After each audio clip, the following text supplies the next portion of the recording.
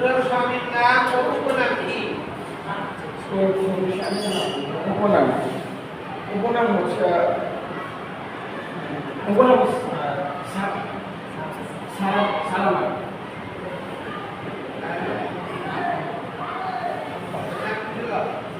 প্রথম স্বামীর নাম আব্দুল ইবনে আসাদ। আব্দুল্লাহ বিন আসাদ। আসাদ। ঠিক আছে।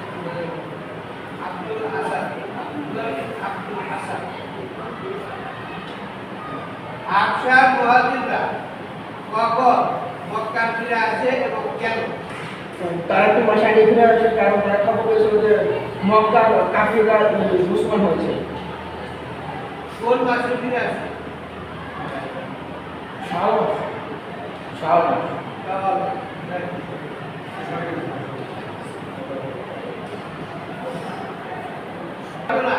কোরআনে কোন আয়াত দ্বারা প্রমাণিত?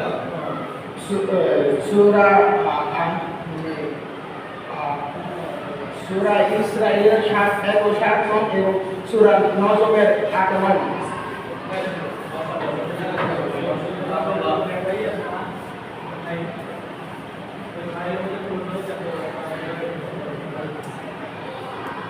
কুরাইশদের কোন তিন ব্যক্তি সর্বপ্রথম ময়দানে নেমে এসে মুসলমানদেরকে মোকাবেলার জন্য আহ্বান করে?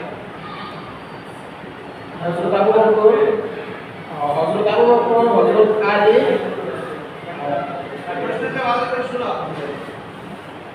বদর যুদ্ধে কুরাইশদের কোন তিন ব্যক্তি সর্বপ্রথম ময়দানে নেমে এসে মুসলমানদেরকে মোকাবেলার জন্য আহ্বান করে? কুবায় কোথায় অবস্থান করে? আসসালামু